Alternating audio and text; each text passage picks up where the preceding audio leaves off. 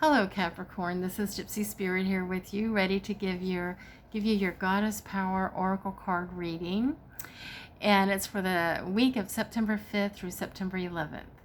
And I will tell you, I don't have a lot of knowledge about the goddesses. I learn as I go along, and I love doing these stories with you. So I read from the book.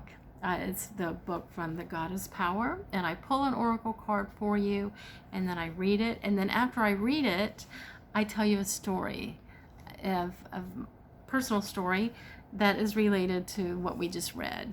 So let's go ahead and get started. I picked a beautiful card for you and beautiful message that goes with it. It is your goddess's Fiercephone, and it's inexperience. And I just love these cards. They're so beautiful. So this is our goddess that we're talking about. And so it seems like for some of you, Capricorn, there's some red flags. There's something going on in your life where there's red flags, and maybe you're not paying attention to them and you need to. And we'll talk about that. So,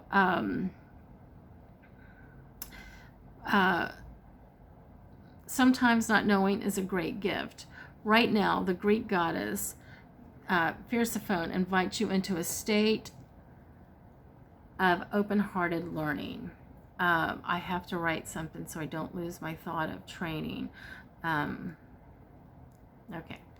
so right now the Greek goddess Fiercephone invites you into a state of open-hearted learning. Discernment comes with experience, and at this moment, it's okay to admit you don't know or fully understand what is in front of you. Be curious and teachable. The goddess Fiercephone will be with you to ensure you will not fall prey to unconscious commitments and dangerous alliances, just as her own naiveness caused her to strike a terrible deal with a god of the underworld. That said, every experience has value.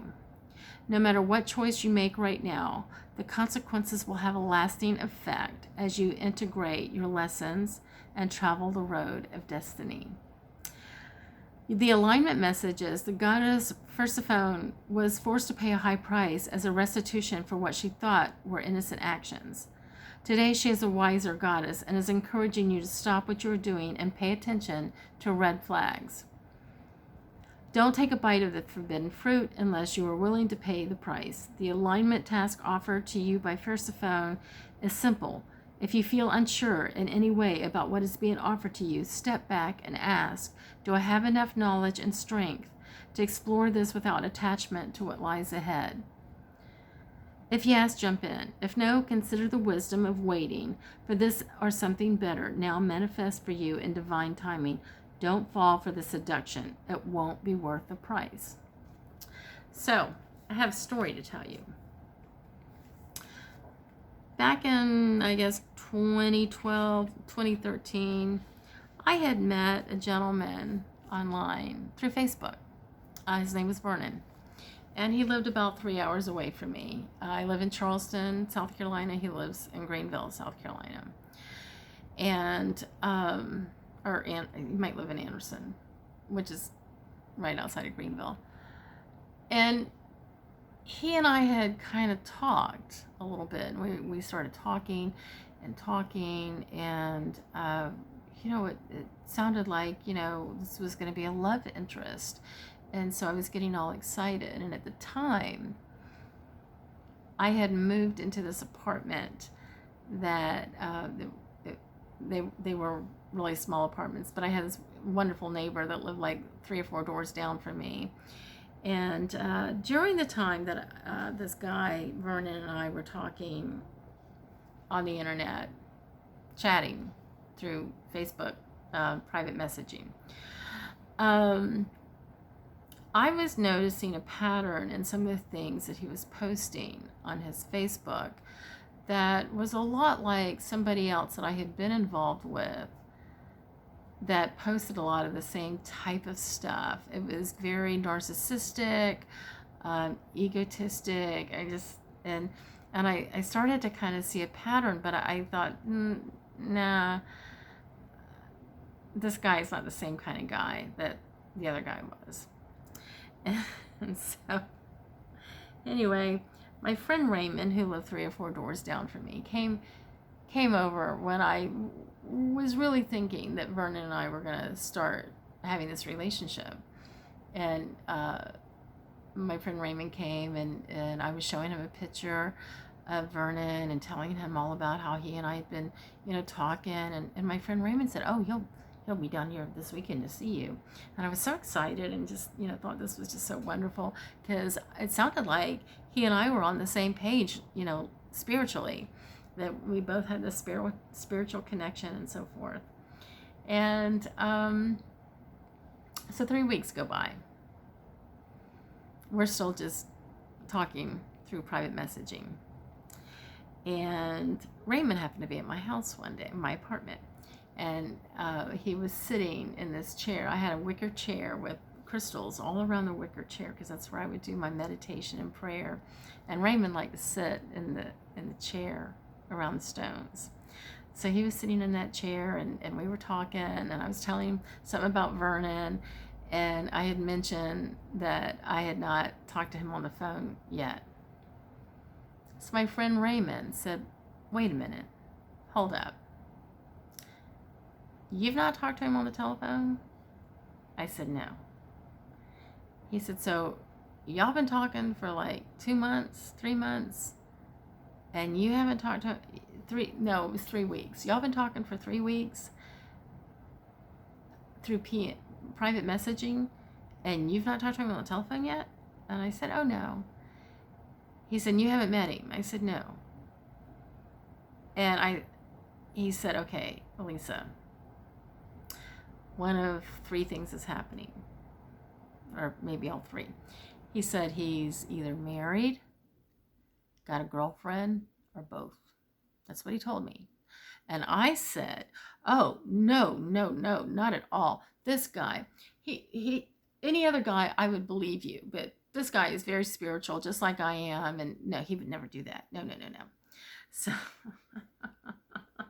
and at the time, I had quit drinking for several reasons. But, I was really trying to have more, be more spiritual, and just really trying to listen to my higher divine. And so one day I get this friend request from this woman. Her name is Scarlett. And I accepted her request. And she sent me a private message. And she said, "Oh, I'm so happy to meet you. I love meeting Vernon's friends. And he says such wonderful things about you." And so all of a sudden I go high school girl giddy, like, "Oh, he's talking about me. How wonderful. He's talking about me to his friends." So I said to her, I said, "Oh, he's talking about me. What is he saying?" And she sent me a text back and said, "Well, he just, talks about how, you're very spiritual, and you're really helping him, on with spiritual things." And then she said, "We're dating, right?" I was like, "No." So she and I were talking, and I, continued to ask her questions. And then she says, "Well, he's married too. He has a wife, but he claims that they never, they don't sleep in the same room. He sleeps on one end of the house and she sleeps at the other end. They both work for the same company, and he worked for some manufacturing company or something."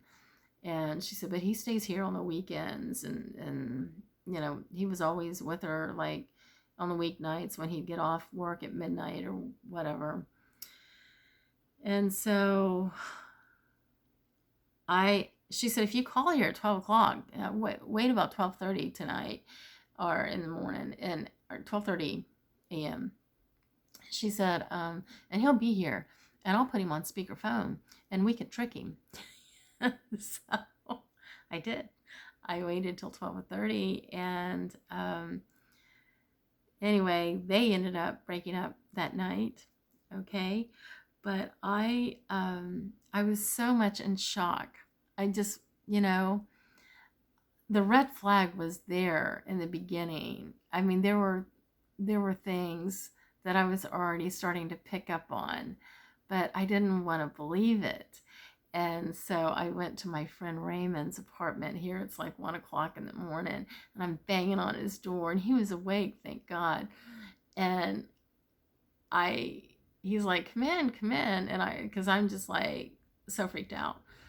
And I said, I need a beer.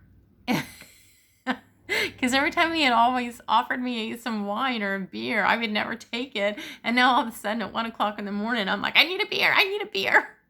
And I'm pacing back and forth in this tiny little apartment. And he said, well, sit down. I said, I can't sit down. And he's like, okay, well, here's your beer. And he handed me a beer. And he sits down and he's like, well, what's going on? I said, remember Greenville guy? And he's like, yeah. I said, well, guess what? He's married and he has a girlfriend. and my friend Raymond, he just sat there like, and so, I look back on that and boy, did I gain some wisdom. Not too much wisdom because about a month later I got involved with somebody else where there were red flags and I just walked right into them and boy, did I pay a price. I paid a price. But haven't been involved with anybody with red flags since. So Capricorn, I just feel like maybe there's something going on in your life right now that you might be seeing some red flags and you're not paying attention to your higher divine and your gut intuition or discernment. So maybe you need to kind of step back a little bit and look at the red flags and see if you're willing to go through all that. So I hope this helps, and I look forward to seeing you next week. And in love and light, take care of yourself. Bye-bye.